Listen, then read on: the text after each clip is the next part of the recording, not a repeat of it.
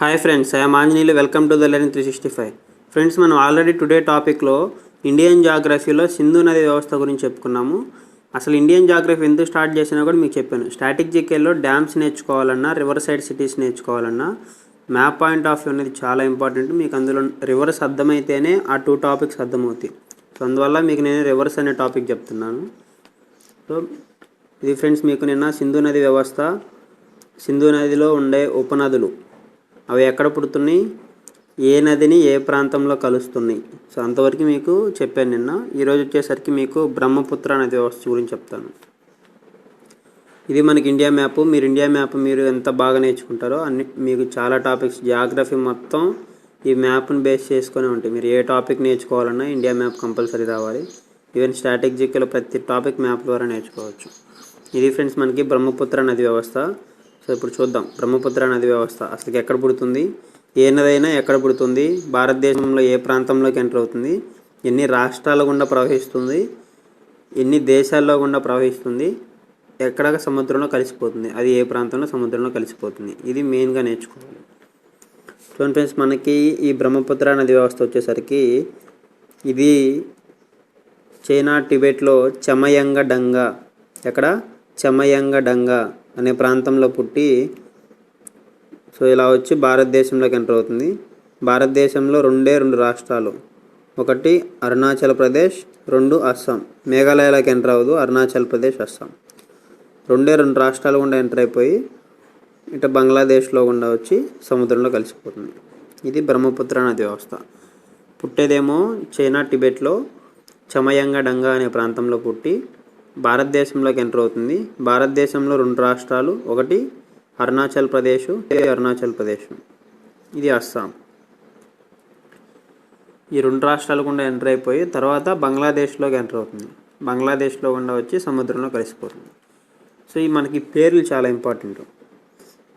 మళ్ళీ చూడండి, పుట్టేది చైనా టిబెట్, ఎంటర్ అయ్యేది ఇండియాలో ఎన్ని రాష్ట్రాలు, 2 రాష్ట్రాలు, తర్వాత బంగ్లాదేశ్. అంటే ఇప్పుడు మీకు బ్రహ్మపుత్ర నది ఎన్ని దేశాల్లో ప్రవహిస్తుంది, ఒకటి చైనా, 2 ఇండియా, 3 బంగ్లాదేశ్, అంటే 3 దేశాలు. భారతదేశంలో ఎన్ని రాష్ట్రాల్లో బ్రహ్మపుత్ర నది ప్రవహిస్తుంది అంటే అరుణాచల్ ప్రదేశ్, అస్సాం 2 రాష్ట్రాలు. సో ఇక్కడ మీకు డయాగ్రామ్ వేసాను చూడండి. ఇది బ్రహ్మపుత్ర నది పుడుతుంది చైనాలో, ఎక్కడ చమయంగడంగా. సో ఇలా వచ్చేసి ఇండియాలోకి ఎంటర్ అవుతుంది. ఇండియాలో 2 రాష్ట్రాలు అని చెప్పాను. ఒకటి ఫస్ట్ అరుణాచల్ ప్రదేశ్లో జోదిలా, ఎక్కడ జోదిలా అనే ప్రాంతంలో మన భారతదేశంలోకి అరుణాచల్ ప్రదేశ్లోకి ఎంటర్ అవుతుంది. తర్వాత అస్సాంలోకి ఎంటర్ అవుతుంది. అస్సాంలో వచ్చేసరికి సాదియా, ఏ ప్లేసు, సాదియా అనే ప్లేస్లోకి అస్సాంలోకి ఎంటర్ అవుతుంది. సో ఇక్కడ చూడండి, మళ్ళీ ఇక్కడ చమయంగడంగా, నెక్స్ట్ అరుణాచల్ ప్రదేశ్ ఎంటర్ అయింది జోదిలా, తర్వాత అస్సాంలోకి ఎంటర్ అయింది సాదియా, ఇంకో ఇక్కడ సాదియా, ఇది జోదిలా. తర్వాత బంగ్లాదేశ్లోకి ఎంటర్ అవుతుంది. బంగ్లాదేశ్లోకి ఎంటర్ అయ్యే ప్రాంతం ఏంటంటే డుబ్రీ, ఇంకోండి డుబ్రీ, బంగ్లాదేశ్లోకి ఎంటర్ అయ్యే ప్లేసు డుబ్రీ. తర్వాత వచ్చి సముద్రంలో కలిసిపోయింది. సో సముద్రంలో కలవకముందు 2 నదులు బ్రహ్మపుత్ర నదితో కలుస్తుంది అనమాట. ఈ 2 నదులు ఏంటో చూద్దాం. మీకు గంగా నది దీని తర్వాత టాపిక్లో చెప్తాను. సో ఇక్కడ బ్రీఫ్గా వరకు లైట్గా చెప్తున్నాను చూడండి. గంగా నది 2 నదులు కలయిక వల్ల ఏర్పడి సో దేవప్రయాగ అనే చోట కలుసుకొని ఉత్తరాఖండ్, ఉత్తరప్రదేశ్, బీహార్, జార్ఖండ్, వెస్ట్ బెంగాల్, సో ఈ 5 రాష్ట్రాలు గుండా ప్రవహించి ఇక్కడ 2 పాయలుగా విడిపోతుంది. ఒకటి సముద్రంలో కలిసిపోతే ఇంకొకటి వెళ్ళి బ్రహ్మపుత్ర నదిని కలుస్తుంది బంగ్లాదేశ్లో. దాన్నే మనం పద్మా నది అంటారు.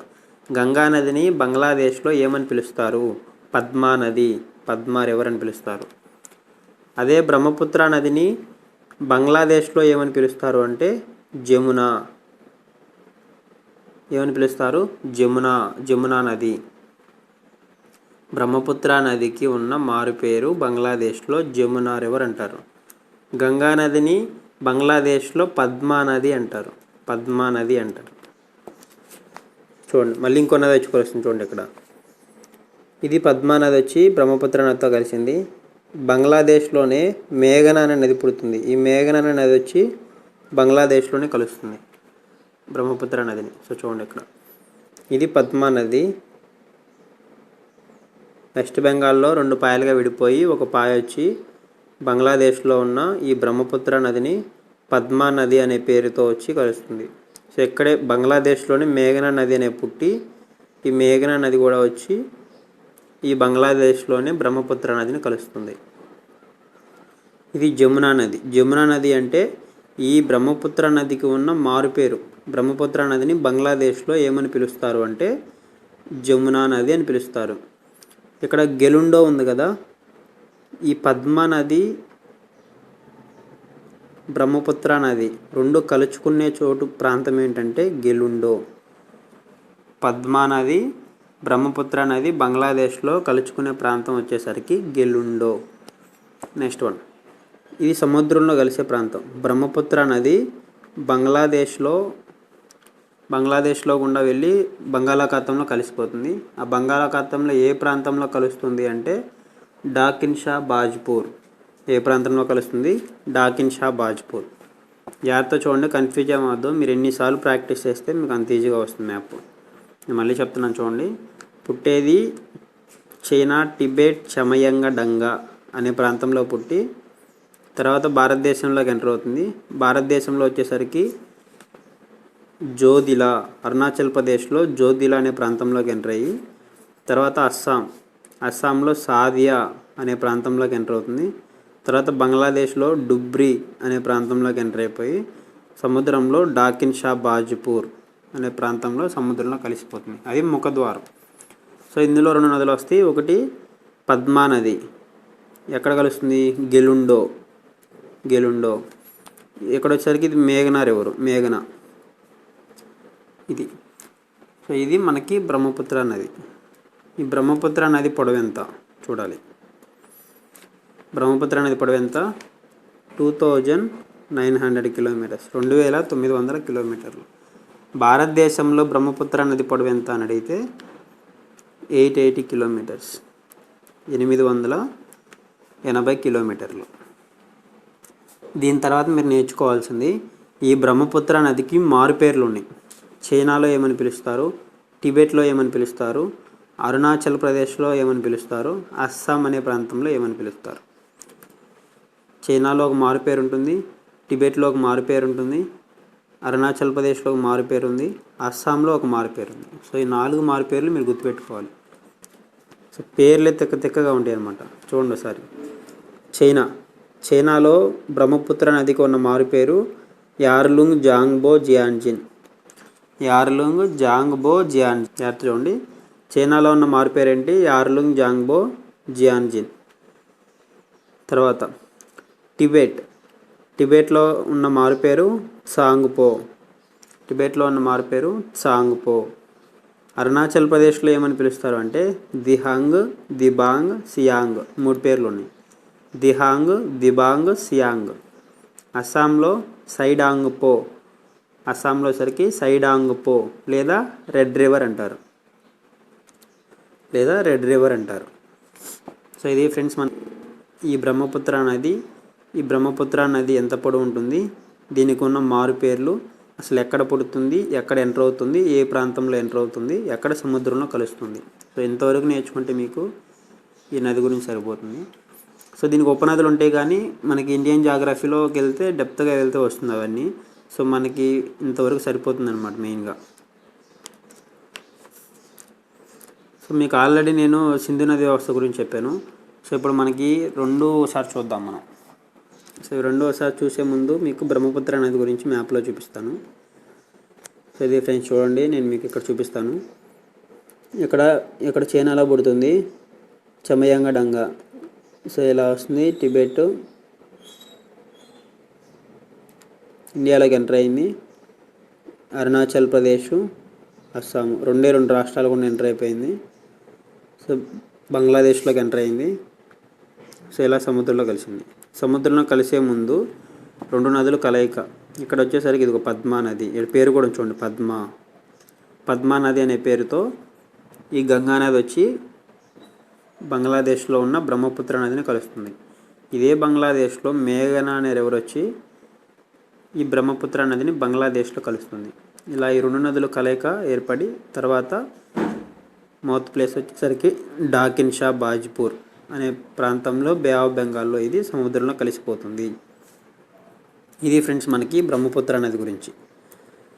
సో ఇప్పుడు మీకు రెండు ఒకసారి రివిజన్ చేసుకుందాం. నిన్నేం చెప్పాము? సింధు నది ఎక్కడ పుడుతుంది? చైనాలో మానసరోవరం సరస్సు దగ్గర బొకర్చు అనే ప్రాంతంలో పుట్టి భారతదేశంలోకి ఎంటర్ అవుతుంది. సో లడఖ్ అనే కేంద్రపాలిత ప్రాంతం గుండా ప్రవహించి, సో జమ్మూ కాశ్మీర్కి ఎటువంటి సంబంధం లేదు, అదొక పాయింట్ జాగ్రత్త గుర్తుపెట్టుకోండి. సో అరేబియా మహాసముద్రంలో కలిసిపోతుంది. దీనికి ఉన్న ఉపనదులు 5 ఉపనదులు: జీలం, చినాబ్, రావి, బియాస్, సట్లెజ్. ఫస్ట్ సట్లెజ్ చేసుకోండి. సట్లెజ్ భారతదేశం వెలుపల జన్మించి రాకాసి లేక్, హిమాచల్ ప్రదేశ్, పంజాబ్ 2 రాష్ట్రాల గుండా ప్రవహించి సో సింధు నదిని కలుస్తుంది. ఎక్కడ కలుస్తుంది అంటే మెతాన్కోట్ అనే ప్రాంతంలో కలుస్తుంది. తర్వాత ఈ చినాబ్లో కలిసే ఉపనదులు: బియాస్ హిమాచల్ ప్రదేశ్లో జన్మించి పంజాబ్లో హరికే అనే ప్రాంతం వద్ద ఈ సట్లెజ్ రివర్ని కలుస్తుంది. తర్వాత చినాబ్ హిమాచల్ ప్రదేశ్లో జన్మించి జమ్మూ కాశ్మీర్లో గుండా ప్రవహించి ఎక్కడ కలుస్తుంది? పంచనాడ్ అనే ప్లేస్లో ఏ నదిని కలిసింది? సట్లెజ్ నదిని కలిసింది. తర్వాత జీలం జమ్మూ కాశ్మీర్ వెరినాగ్ అనే ప్రాంతంలో పుట్టి టిమ్ము అనే ప్రాంతంలో, పాకిస్తాన్లో టిమ్ము అనే ప్రాంతంలో ఏ నదిని కలిసింది? చినాబ్ నదిని కలిసింది. తర్వాత రావి హిమాచల్ ప్రదేశ్లో రోహతంగ్ అనే కనుమలో పుట్టి ఏ నదిని కలుస్తుంది? రంగాపూర్ అనే ప్రాంతంలో చినాబ్ నదిని కలుస్తుంది. సో దీన్ని బట్టి జాగ్రత్త చూడండి. ఏ నది ఏ రాష్ట్రంలో ఏ ప్రాంతంలో పుడుతుంది, ఏ నదిని ఏ ప్రాంతంలో కలుస్తుంది, అది మనకు చాలా ఇంపార్టెంట్. సో ఈ ఫ్రెండ్స్ మనకి నిన్న చెప్పుకున్న సింధు నది వ్యవస్థ. అదే ఇప్పుడు బ్రహ్మపుత్ర చమయంగడంగా అనే ప్రాంతంలో పుట్టి అరుణాచల్ ప్రదేశ్, అస్సాం 2 రాష్ట్రాల గుండా ప్రవహిస్తూ బంగ్లాదేశ్లోకి ఎంటర్ అయిపోయి సముద్రంలో కలిసిపోతుంది. తర్వాత ఇందులో కలిసే నదులు ఏంటి? ఇక్కడ గంగా నది పద్మా నది అనే పేరుతో వచ్చి కలుస్తుంది. తర్వాత మేఘనా నది బంగ్లాదేశ్లోనే పుట్టి బంగ్లాదేశ్లోనే బ్రహ్మపుత్ర నదితో కలుస్తుంది. ఇది వచ్చేసరికి చమయంగడంగా. ఇక్కడ వచ్చేసరికి జోదిలా. ఇక్కడ అస్సాంలోకి ఎంటర్ అయ్యే ప్లేసు సాదియా. బంగ్లాదేశ్లోకి ఎంటర్ అయ్యే ప్లేసు డుబ్రి. తర్వాత ఈ పద్మా నది ఎక్కడ కలుస్తుంది అంటే గెలుండో. తర్వాత ఎక్కడ సముద్రంలో కలుస్తుంది అంటే డాకిన్ షా బాజ్పూర్. అది ఇక్కడ నేమ్స్ వచ్చేసరికి బొకర్చు.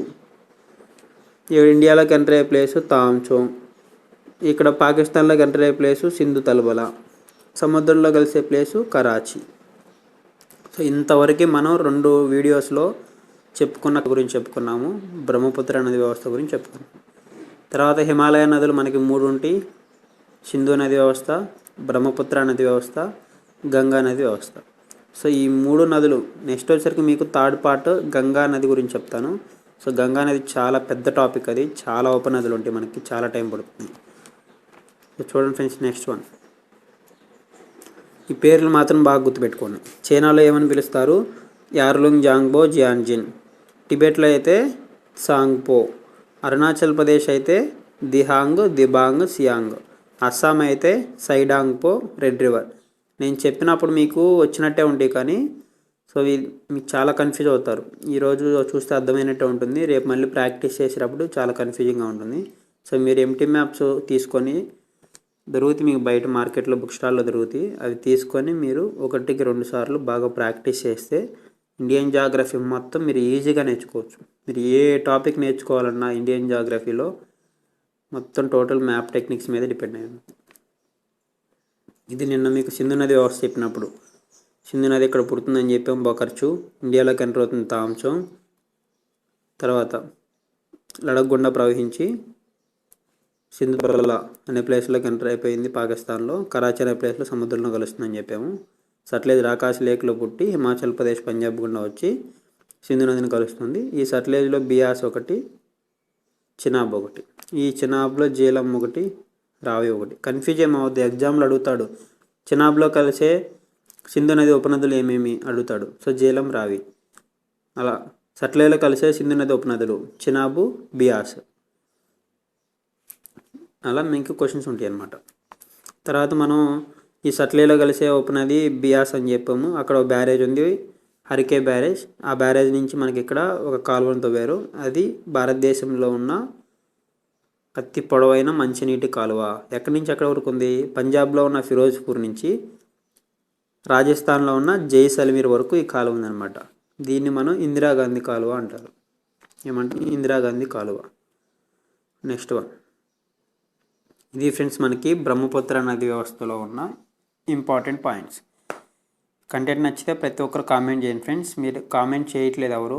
మీరు కానీ కామెంట్ చేస్తే నేను దాన్ని బట్టి మీకు వీడియోస్ ఎలా ప్రిపేర్ చేయాలనేది మాకు అర్థమవుతుంది. సో ప్రతి ఒక్కరికైతే కామెంట్ చేయండి ఫ్రెండ్స్. నచ్చితే లైక్ చేయండి, సబ్స్క్రైబ్ చేయండి. సో ఇది మీకు నోట్స్ కానీ కావాలంటే మాత్రం వాట్సాప్ గ్రూప్ డిస్క్రిప్షన్లో ఇస్తున్నాను.